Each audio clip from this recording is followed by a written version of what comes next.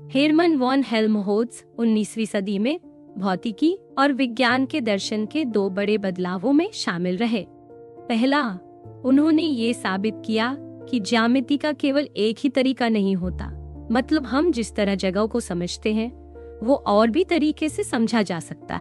दूसरा, भौतिकी में जो पहले सोच थी कि दूर दूर की चीजें एक दूसरे पर असर डालती हैं, उसमें बदलाव लाकर उन्होंने फील्ड थ्योरी की ओर ध्यान दिया। हेल्महोल्ट्ज ने कई बड़ी खोजें की, जैसे ऊर्जा संरक्षण का नियम, तरल के बहाव के लिए भंवर का नियम, थर्मोडायनामिक्स में मुक्त ऊर्जा का विचार और आंख देखने वाला यंत्र बनाना। विज्ञान को समझने में उनकी दिलचस्पी हमेशा बनी रही, इसीलिए उनके विचार आज भी दर्शन के लिए अहम हैं। हेल्महोल्ट्ज 1841 में बर्लिन फिजिकल सोसाइटी से जुड़े। 1847 में उन्होंने ऊर्जा संरक्षण पर एक छोटी किताब लिखी। 1849 से 1855 तक वे कोनिग्सबर्ग में शरीर विज्ञान के प्रोफेसर रहे। 1850 में उन्होंने आंख की परत देखने वाला यंत्र बनाया। 1855 से 1858 तक वे बॉन में प्रोफेसर रहे। 1856 से 1867 तक उन्होंने फिजियोलॉजिकल ऑप्टिक्स पर किताब लिखी। 1858 में तरल के भंवर पर शोध किया। 1858 से 1871 तक वे हिडेलबर्ग में प्रोफेसर रहे। 1863 में ध्वनि की अनुभूति पर किताब लिखी। 1871 से 1877 तक बर्लिन विश्वविद्यालय में भौतिकी के प्रोफेसर रहे।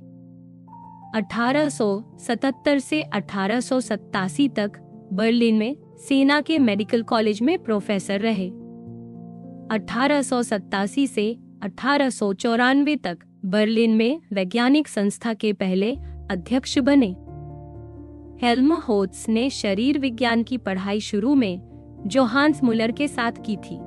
मुलर बहुत अच्छे प्रयोगकर्ता थे और उन्होंने अलग अलग जगहों पर जाकर जानवरों और पौधों का अध्ययन किया।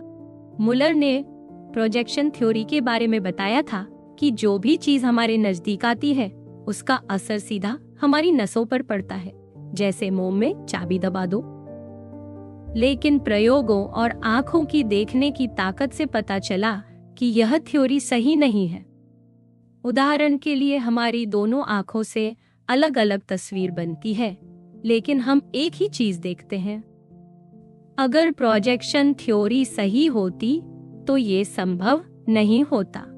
इसी तरह चीजों की तस्वीर आंख की परत पर उल्टी बनती है, लेकिन हम उसे सीधी देखते हैं। इन बातों को समझते हुए मुलर ने विशेष संवेदी ऊर्जा का नियम बताया। इसका मतलब था हर नस एक खास तरह के संकेत को ही समझ सकती है, जैसे रेडियो सिर्फ एक खास तरंग पकड़ता है। मुलर ने यह भी कहा कि दोनों आंखों की परत का आपस में एक गहरा रिश्ता है, मतलब एक आंख की एक जगह दूसरी आंख की एक ही जगह से जुड़ी।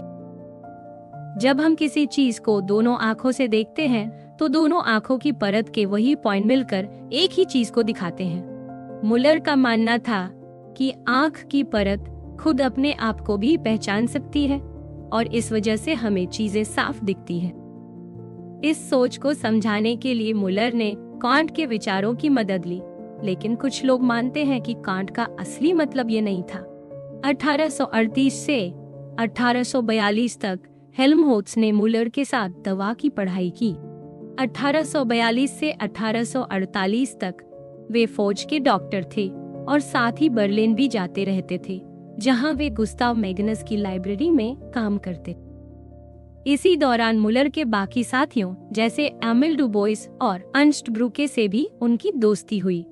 1845 में हेल्महोल्ट्ज बर्लिन फिजिकल सोसाइटी के सदस्य बने। इस सोसाइटी को डुबोइस ने शुरू किया था ताकि विज्ञान में सिर्फ प्रयोग पर जोर दिया जाए। इस ग्रुप में ब्रूके और वर्नर वॉन सीमंस भी थे। हेल्महोल्ट्ज ने अपने लेखों में मुलर का नाम लेकर कभी विरोध नहीं किया, लेकिन उनके खुद के शोध मुलर की विशेष संवेदी ऊर्जा वाली सोच से अलग थे। हेल्महोल्ट्ज ने संकेत थ्योरी बताई, जिसमें कहा गया कि हमारे अनुभव चीजों की सीधी नकल नहीं है, बल्कि वे बस उनके संकेत हैं। मुलर का मानना था कि नसें अपने आप से ही तय करती हैं कि वे क्या महसूस करेंगी, लेकिन हेल्महोल्ट्ज ने कहा कि हम चीजों को वैसे समझते हैं जैसे हमने बचपन से धीरे धीरे अनुभव किया है, और ये सब दिमाग के अंदर बिना सोचे समझे हो जाता है। अपनी इस सोच में हेल्महोल्ट्ज मानते थे कि हमारा दिमाग छोटी छोटी बातें जोड़कर खुद ही अपने अनुभव की तस्वीर बनाता है। चीजों की जगह या आकार जैसा हमें लगता है, वो हमारे अनुभवों से बनता है, न कि सीधा हमें दिखाई देता है। जैसे दोनों आंखों से देखी गई दो तस्वीरें मिलकर एक दिखती हैं। कभी कभी परिप्रेक्ष्य से आकार बदल जाता है, जैसे उंगली को चांद के सामने रखो। हेल्महोल्ट्ज का मानना था कि हम चीजों की जगह और दूरी समझना अपने अनुभवों से सीखते हैं, यानी हमारी जगह देखने की समझ सीखी हुई है, जन्म से नहीं आती। उनकी ये सोच संकेत थ्योरी के साथ ही थी, जिसमें कहा गया कि जगह और आकार जैसी बातें दिमाग के अंदर ही बनती हैं। हेल्महोल्ट्ज ने आंख देखने वाला यंत्र बनाया, जिससे उन्हें देखने की प्रक्रिया को और समझने में मदद मिली। वे मानते थे कि हमारे अनुभवों की तस्वीरें हमारे शरीर में एक प्रक्रिया से बनती हैं, लेकिन ये बस संकेत होती हैं, असली चीज की नकल नहीं होती। हेल्महोल्ट्ज को हरमन लोड्ज की थ्योरी से भी प्रेरणा मिली थी। लोड्ज के मुताबिक अलग अलग जगह से आने वाली अनुभूतियों को हम अपने दिमाग में जोड़कर समझते हैं। जैसे उंगली की कई अनुभूतियों को हम मेरी उंगली कहकर एक साथ जोड़ लेते हैं। इस तरह हमारा दिमाग हर अनुभूति को किसी न किसी मानसिक पहचान से जोड़ देता है। इससे जगह और बाकी अनुभवों को समझना आसान होता है। हेल्महोल्ट्ज के हिसाब से जो भी हम महसूस करते हैं, वे सब बातें सिर्फ हमारी नसों में होती हैं। हम चीजों की जगह और क्रम को बार बार छूकर या देखकर सीखते हैं। जब हम अपनी उंगलियों से कोई चीज छूते हैं, तो हम समझ जाते हैं कि कौन सी अनुभूति कब आएगी, और ये सब हर बार एक जैसा होता है। इसी से हमें चीजों के आसपास की जगह की जानकारी मिलती है। चीजों का आकार भी हम हाथ या आंख से मिलान करके समझते हैं। एक अजीब बात यह है कि हमें लगता है कि चीजों में ही ये गुण हैं, जैसे लाल रंग, ठंडक या खुशबू, लेकिन ये सब तो हमारी नसों में होते हैं, बाहर की दुनिया में नहीं। फिर भी हमें हमेशा ये वही सच्चाई लगती है, क्योंकि सबसे पहली अनुभूति तो यही होती है। यही अनुभूति हमारी असली और सबसे शुरुआती सच्चाई है। अगर कोई इंसान अपनी उंगलियों में एक कलम पकड़ता है, तो वह सिर्फ महसूस कर सकता है कि कलम हर उंगली के हिसाब से कहाँ है। उसे सीधे यह नहीं पता चलता कि कलम एक ही जगह पर है। अगर हर उंगली से अलग अलग कलम छुई जाए, तो भी महसूस बिल्कुल वैसा ही होगा। असल में इंसान को लगता है कि कलम एक ही जगह है, क्योंकि उसे पता है कि उसकी उंगलियां इतनी पास है कि उनके बीच में सिर्फ एक ही कलम आ सकती। जब हमारे शरीर के अलग अलग हिस्से एक साथ छुए जाते हैं, तो अलग अलग नसों को एहसास होता है।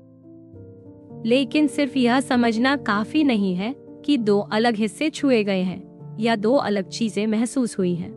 यह भी हमारी सोच और समझ पर निर्भर करता है। अगर हम मेज को दो उंगलियों से छुएं और दोनों के नीचे रेत के दो दाने हों, तो हमें लगता है कि दो दाने हैं। लेकिन अगर दो उंगलियों के बीच एक ही दाना हो, तब भी वही एहसास होता है, पर हमें लगता है कि सिर्फ एक दाना है। यहाँ हमारी उंगलियों की जगह का एहसास नतीजे को बदल देता है। हेल्महोल्ट्ज का कहना है कि हमें जो भी चीजें अलग अलग जगहों पर महसूस होती हैं, उनका एहसास दो तरह की जानकारी से बनता है। एक हमारे खुद के अनुभव और दूसरी हमारे शरीर के अंगों की खासियत।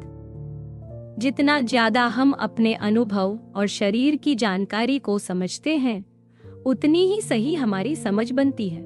जब कोई इंसान कलम पकड़ता है या रेत का दाना छूता है तो उसे यह पता चलता है कि वह चीज एक ही है अपनी उंगलियों की जगह से। जगह और दूरी का एहसास हम सीखते हैं, यह हमारे अंदर पहले से नहीं होता। हेल्महोल्ट्ज मानते हैं कि हम जगह का जो एहसास करते हैं वो हमारे अपने अनुभव और आसपास की चीजों से बनता है। जब चीजें हिलती है या हम खुद हिलते हैं तो जो चीजें नहीं बदलती उन्हीं से हमें असली जगह का एहसास होता है। उनकी बात की खोजों में यह सोच और भी मजबूत होती गई। अपने एक बड़े काम में हेल्महोल्ट्ज ने 2 सोचों में फर्क बताया। एक यह कि अनुभव से सब कुछ सीखा जाता है और दूसरी की कुछ बातें पहले से हमारे अंदर होती हैं। वे चाहते थे कि देखने के विज्ञान का पूरा हाल सबको समझ में आ सके, इसलिए उन्होंने पुराने और नए काम दोनों की अच्छे से जांच की। हेल्महोल्ट्ज ने माना कि जगह और दूरी जैसी बातें हमारा दिमाग अनुभव से सीखता है। इसी वजह से उनकी सोच और हेयरिंग की सोच में बहस भी हुई। गहराई और उभार देखने की समझ कैसे बनती है, ये भी एक बड़ा सवाल था। पुराने समय में माना जाता था कि हमारी आंखें जो 2 सीधी तस्वीरें बनाती हैं, दिमाग उन्हें जोड़कर गहराई का एहसास देता है। हेल्महोल्ट्ज ने कहा कि हमारा दिमाग ये सब धीरे धीरे सीखता है, यह जन्म से नहीं आता। यही सोच उन्हें बाकी लोगों से अलग करती थी। कुछ लोगों का मानना है कि इंसान के जन्म के समय ही उसके अंदर देखने की समझ तैयार होती है। मतलब आंखों से जो रंग बिरंगी तस्वीर दिखती है वह पहले से बनी होती है, इसे सीखना नहीं पड़ता। ये सोचती है कि यह कुदरती है, यानी हमारी आंखें और दिमाग बिना सीखे ही जगह और रंग पहचान सकते हैं। दूसरी ओर हेल्महोल्ट्ज की सोच ये है कि हम जो भी समझ पाते हैं, जैसे चीजें कहाँ रखी हैं या कैसी दिखती हैं, उसमें से कुछ बातें हम अपनी जिंदगी में धीरे धीरे सीखते हैं।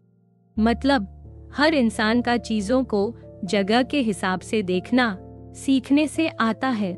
हेल्महोल्ट्ज और उनके साथी कई बार इस बात पर चर्चा करते थे कि जब हम एक ही चीज को दोनों आंखों से देखते हैं तो दिमाग कैसे दोनों तस्वीरों को जोड़कर एक बनाता है। जब हम किसी चीज को देखते हैं तो उसकी कुछ जगह दोनों आंखों में एक जैसी दिखती है, पर कुछ जगह अलग अलग। दिमाग दोनों आंखों से आई अलग अलग जानकारी को एक साथ जोड़कर एक ही तस्वीर बना देता है। इसी वजह से हमें सब कुछ साफ साफ और एक जैसा दिखता है। हेल्महोल्ट्ज का मानना था कि ये सब दिमाग खुद ही सीखता है और ये सीखे बिना नहीं आता। जैसे बच्चा बड़ा होता है वैसे वैसे उसका दिमाग हर रोज के अनुभवों से सीख जाता है कि दोनों आंखों से आई जानकारी को कैसे जोड़ना है। इसके लिए दिमाग खुद ही अपने आप में बदलाव करता रहता है। हेल्महोल्ट्ज का कहना था कि जब कोई आईने के सामने मुंह बनाता है या शेविंग करता है तो उसे दाएं बाएं का फर्क सीखना पड़ता है, यह अपने आप नहीं आता। इसलिए उन्होंने कहा कि गहराई और दूरी का एहसास सीखने से आता है, जन्म से नहीं। दूसरी ओर हेयरिंग का मानना था कि चीजों को एक साथ और गहराई में देखना हमारे अंदर कुदरती रूप से होता है। भले ही बच्चा पैदा होते ही सब कुछ न देख पाए, लेकिन जैसे जैसे उसका शरीर और दिमाग बढ़ता है वैसे वैसे यह कुदरती रूप से आ जाता है। इसमें कुछ सीखने की जरूरत नहीं होती। हेयरिंग ने इसे वैसे ही बताया जैसे सांस लेना या दौड़ना, जो अपने आप होता है। इन दोनों की सोच में फर्क था। हेल्महोल्ट्ज मानते थे कि हमारी समझ, हमारी आदतें और हमारा अनुभव हमें सिखाते हैं कि चीजों को कैसे देखना और समझना है, जबकि हेयरिंग का मानना था कि यह सब कुदरत से अपने आप हो जाता है।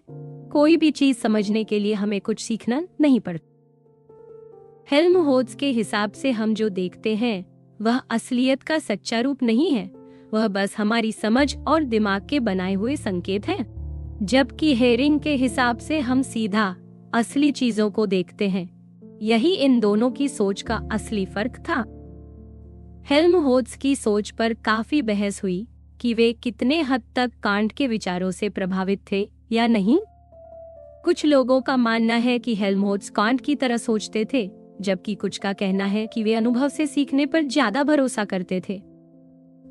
कुछ विशेषज्ञ मानते हैं कि हेल्महोल्ट्ज ने शुरू में कांट के कुछ विचार अपनाए, लेकिन बाद में उनकी अपनी सोच बन गई।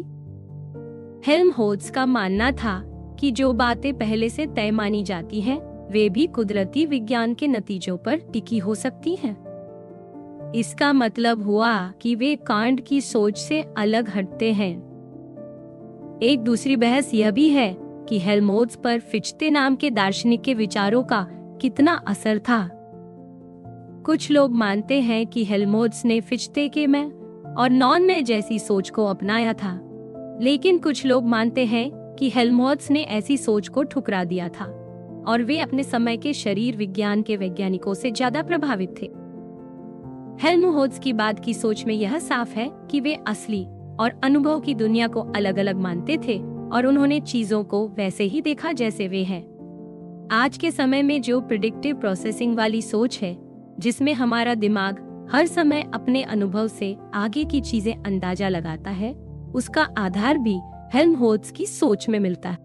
इसका मतलब है कि देखना, महसूस करना और समझना सब हमारे सीखे हुए ज्ञान से जुड़ा है। हमारा दिमाग बार बार यह सोचता है कि अभी जो एहसास हो रहा है उसका कारण क्या हो सकता है।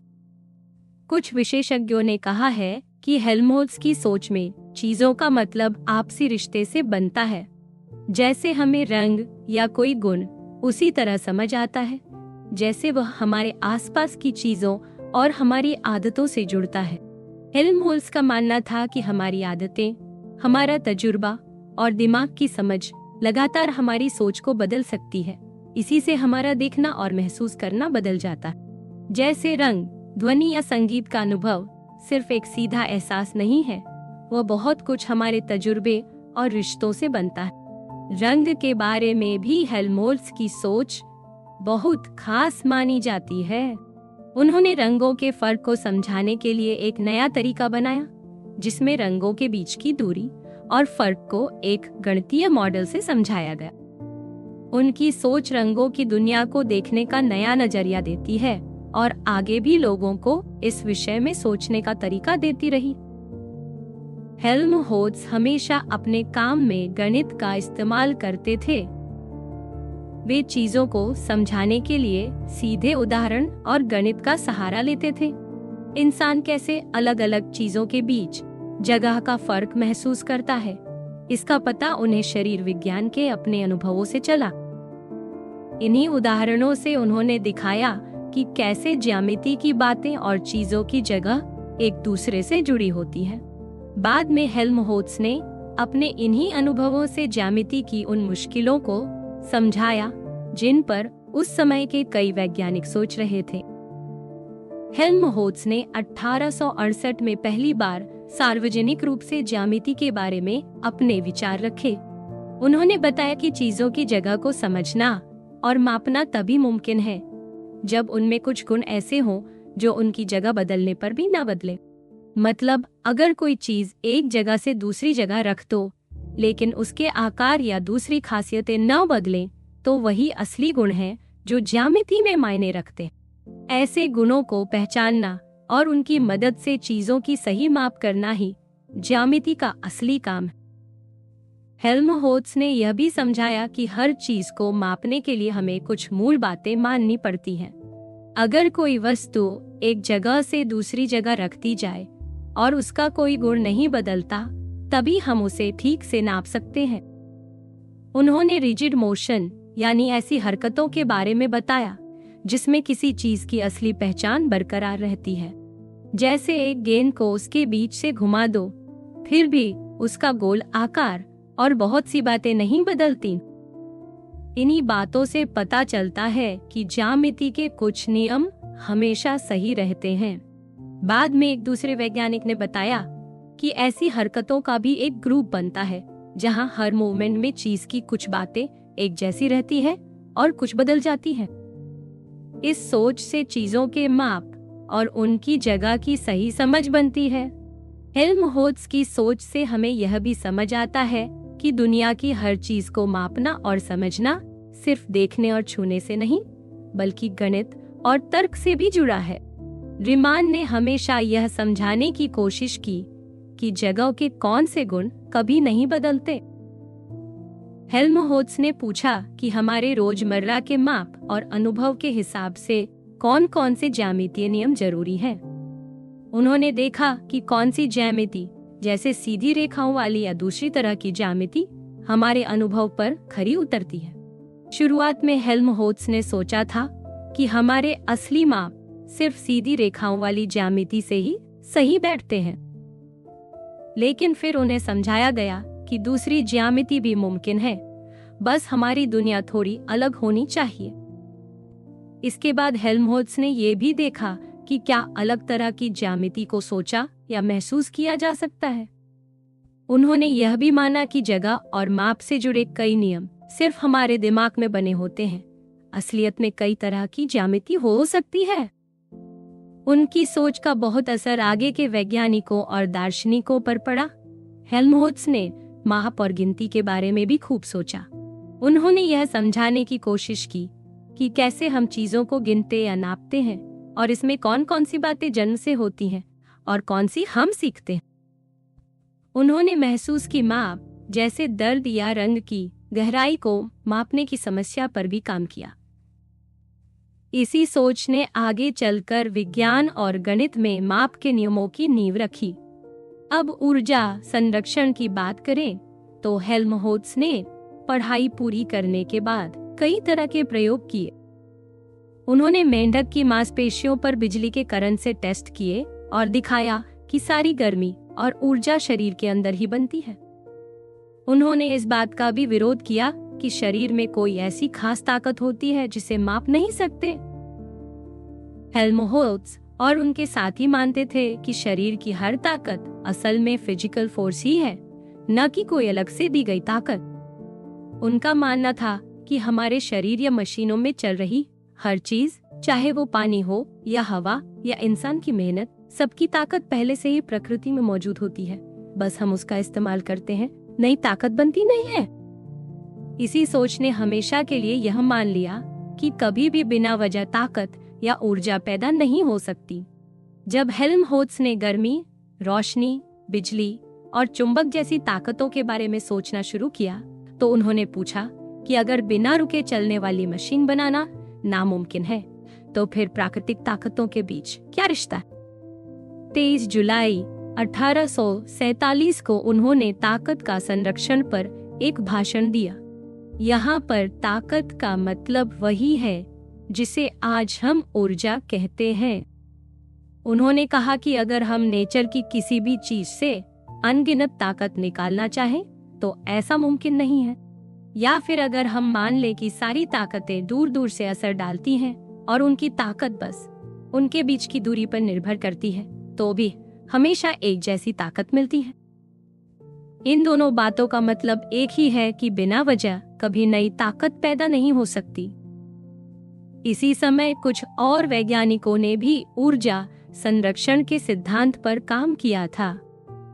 उन्होंने बताया कि किसी भी कण का द्रव्यमान और उसकी गति का वर्ग हमेशा मिलकर एक तय मात्रा में ऊर्जा देते हैं। इसके साथ ही उन्होंने यह भी साबित किया कि गर्मी और मशीन का काम आपस में बदला जा सकता है। हेल्महोल्ट्ज ने इन सब बातों का इस्तेमाल करके यह समझाया कि ताकत का संरक्षण का नियम क्या है। उन्होंने बताया कि अगर सभी ताकतें वक्त और रफ्तार से न बदलें, तो एक सिस्टम से मिलने वाला काम हमेशा तय और सीमित रहेगा। अगर ताकतें अलग अलग दिशा में या वक्त के साथ बदलें, तो कभी कभी सिस्टम अपने आप चल सकता है, जैसे कोई चीज अपने ही अंदर की ताकत से हिल जाए। लेकिन असल में जब तक बाहरी ताकत नहीं लगती, सिस्टम खुद ब खुद हमेशा चलता नहीं रह सकता। हेल्महोल्ट्ज ने अपने लेख में माना कि कई पुराने वैज्ञानिक भी इसी तरह के नियम तक पहुंचे थे। उन्होंने यह भी कहा कि उनका असली मकसद कोई बिल्कुल नया नियम बताना नहीं था, बल्कि यह दिखाना था कि नेचर में दिख रही हर चीज के पीछे कोई न कोई वजह जरूर होती है, जिसे हम नियमों के जरिए समझ सकते हैं। उन्होंने जोर दिया कि विज्ञान का असली काम यही है कि कि नेचर में जो हो रहा है उसे देखकर उसके पीछे के नियमों और कारणों को ढूंढा जाए। यही सोच आगे चलकर ऊर्जा के संरक्षण के सिद्धांत का मजबूत आधार बन गई। हेल्महोल्ट्ज ने ऊर्जा संरक्षण के नियम को समझाने के लिए पुराने वैज्ञानिकों के काम को एक साथ जोड़ दिया और दिखाया कि सारी ताकतों को समझने के लिए हमें बस उनके आपसी संबंधों को देखना है। उन्होंने बताया कि विज्ञान में दो तरह की सोच होती है, एक जो प्रयोगों से सीधा पता चलता है और दूसरी जो दिमाग से समझी जाती है। उनका मानना था कि हमें नियमों के जरिए दिख रहे असर को जोड़कर देखना चाहिए ताकि पता चल सके कि किसी भी प्रक्रिया के पीछे क्या वजह है। अब बात करते हैं उनके दूसरे बड़े कामों की। 1857 में हेल्महोल्ट्ज ने तरल पदार्थों के बहाव में भंवरों के बारे में अपना मशहूर शोध प्रकाशित किया। उन्होंने पुराने वैज्ञानिकों के नियमों को पढ़कर पाया कि तरल पदार्थों के बहाव को समझने के लिए कुछ बातें माननी पड़ती हैं। उन्होंने यह भी देखा कि कुछ नियम सिर्फ वैसे तरल के लिए सही होते हैं जिनमें घर्षण बहुत कम हो या बिल्कुल ना हो। हेल्महोल्ट्ज ने तय किया कि भंवर या घूमती हुई हवा पानी की लकीरें कैसे बनती हैं और उनमें कौन कौन सी बातें हमेशा एक जैसी रहती हैं। उन्होंने बताया कि तरल के अंदर जब भंवर बनते हैं तो उनके गुण बदलते नहीं हैं। हर भंवर की ताकत और जगह उसी के साथ चलती है और अगर किसी हिस्से में घुमाव शुरू में नहीं था तो वह हमेशा सीधा ही रहेगा। इन नियमों की वजह से आज भी वैज्ञानिक तरल पदार्थों के बहाव को समझने के लिए हेल्महोल्ट्ज के बनाए नियमों का इस्तेमाल करते हैं। हेल्महोल्ट्ज ने तरल के इन नियमों को समझाने के लिए गणित और कल्पना दोनों का सहारा लिया। उनके काम से यह भी साफ हुआ कि विज्ञान में कई बार असलियत को समझने के लिए हमें कल्पना में बिल्कुल आदर्श हालात मानने पड़ते हैं। उनके तरल पदार्थों वाले नियम आज भी विज्ञान की पढ़ाई में बहुत काम आते हैं और उनकी वजह से बहुत सी नई खोजें आसान हुई। 1863 में हेल्महोल्ट्ज ने ध्वनि, आवाज और संगीत के सिद्धांत पर अपना खास काम प्रकाशित किया। उन्होंने बताया कि आम जिंदगी में हमें जो आवाजें सुनाई देती हैं, जैसे घोड़े की गाड़ी की खड़खड़ाहट, पानी की बूंदें गिरने की आवाज या पत्तों की सरसराहट, ये सब असल में बहुत तेजी से बदलती ध्वनि तरंगों का मिला जुला रूप होती। इन आवाजों की असली पहचान जानने के लिए हेल्महोल्ट्ज ने एक यंत्र बनाया जिसे बाद में हेल्महोल्ट्ज रेजोनेटर कहा गया। इस यंत्र में उन्होंने एक खाली बोतल के नीचे झिल्ली बांध दी और उसमें मोम का टुकड़ा टांग दिया। जब धागे को हिलाया जाता तो मोम की बूंद झिल्ली पर ऐसे गिरती जैसे ड्रम बजता है। इस झिल्ली की मोटाई और आकार से ही उसकी असली आवाज निकलती थी। इसी तरह अलग अलग झिल्लियों के अलग अलग सुर होते हैं। अगर कोई संगीत या शोर बजाया जाए तो झिल्ली की हलचल से पता चल जाता कि उसमें कौन कौन सी आवाजें मिली हुई हैं। इसके बाद हेल्महोल्ट्ज ने और भी बढ़िया रेजोनेटर बनाए। ये कांच या धातु के गोले या सिलेंडर की तरह थे जिनमें एक छोर छोटा और खोखला होता था और दूसरा गोल मुंह होता था। जब इन यंत्रों को कान में लगाया जाता तो हर रेजोनेटर की अपनी एक खास आवाज होती थी। अगर बाहर कोई दूसरी आवाज बजती तो वह सुनाई नहीं देती, पर जैसे ही रेजोनेटर की सही आवाज बजती तो वह सबसे तेज सुनाई देती। इस तरह हेल्महोल्ट्ज ने यह जान लिया कि किसी भी आवाज में कौन कौन से सुर मिले हुए हैं। हेल्महोल्ट्ज ने यह भी समझाया कि संगीत के सुर, मेल और बेसुरापन कैसे बनता है। उनकी इस खोज का आज भी संगीत और विज्ञान दोनों में बड़ा महत्व है। हेल्महोल्ट्ज ने ध्वनि के तरंगों पर काम करते करते यह भी समझा कि यही नियम बिजली और चुंबक जैसे तरंगों पर भी लागू होते हैं। उन्हें यह पता चला कि जिस तरह ध्वनि एक पाइप में घूमती है, उसी तरह बिजली की तरंगें भी घूम सकती हैं। वे कई बड़े वैज्ञानिकों से मिले और उनकी खोजों को करीब से देखा। यही वजह थी कि हेल्महोल्ट्ज बाद में बिजली और तरंगों के नए सिद्धांतों को समझने और आगे बढ़ाने में बहुत आगे निकल गए। मैक्सवेल और हेल्महोल्ट्ज ने तरल पदार्थों के बहाव और बिजली चुंबक के नियमों में कई समानताएं देखी। उन्होंने दिखाया कि जैसे पानी या हवा में भंवर बनते हैं, वैसे ही बिजली और चुंबक की तरंगें भी फैलती हैं। इसी वजह से गणित का इस्तेमाल करके बहुत सी मुश्किल बातों को आसानी से समझा जा सकता है। 1870 में हेल्महोल्ट्ज ने बिजली के बहाव पर अपना पहला बड़ा शोध छापा। इसमें उन्होंने नए नियम बनाए और कुछ पुराने वैज्ञानिकों के विचारों पर सवाल भी उठाए।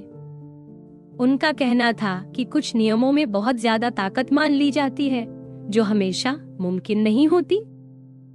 हेल्महोल्ट्ज ने अपनी खोजों में लगातार ये दिखाया कि रोशनी भी एक तरह की बिजली की तरंग है। उनकी और दूसरे वैज्ञानिकों की बहस काफी वक्त तक चलती रही, लेकिन आखिर में सबने माना कि दुनिया में ताकत का असर चीजों के बीच फील्ड की तरह ही होता है। 1880 में हेल्महोल्ट्ज बर्लिन के इंस्टीट्यूट ऑफ फिजिक्स के डायरेक्टर बने।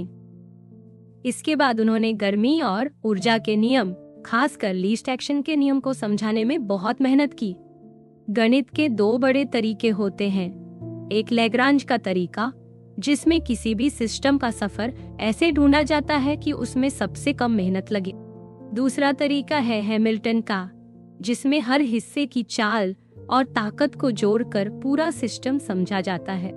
जब भी कोई प्रक्रिया पूरी तरह उल्टी जा सकती है, दोनों तरीके एक जैसे ही नतीजे देते हैं।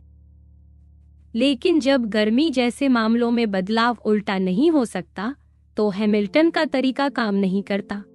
गर्मी वाले मामलों में एंट्रोपी नाम की बात जुड़ जाती है, जिसे काबू करना या बराबर रखना मुश्किल है।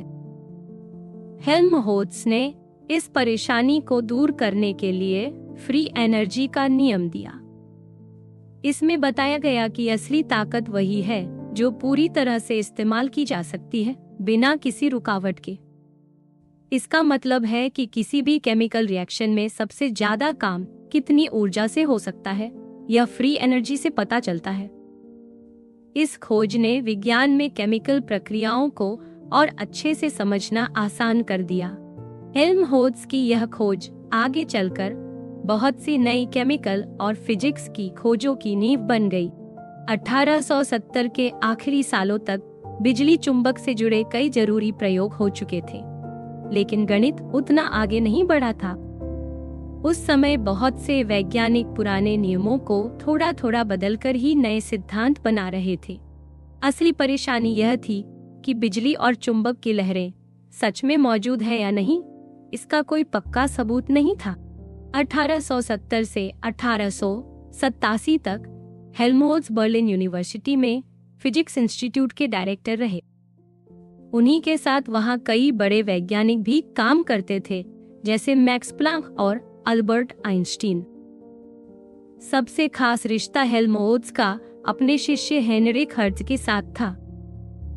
हर्ट्ज ने हेल्महोल्ट्ज के सवालों और मार्गदर्शन से प्रेरित होकर रेडियो तरंगों का असली सबूत खोज निकाला। उन्होंने अपने प्रयोगों से यह साबित कर दिया कि बिजली चुंबक की तरंगें सच में होती हैं और चारों तरफ फैलती हैं। इन प्रयोगों की वजह से अब यह मान लिया गया कि ताकतें फील्ड के रूप में काम करती हैं, न कि सिर्फ दूरी पर असर डालती हैं।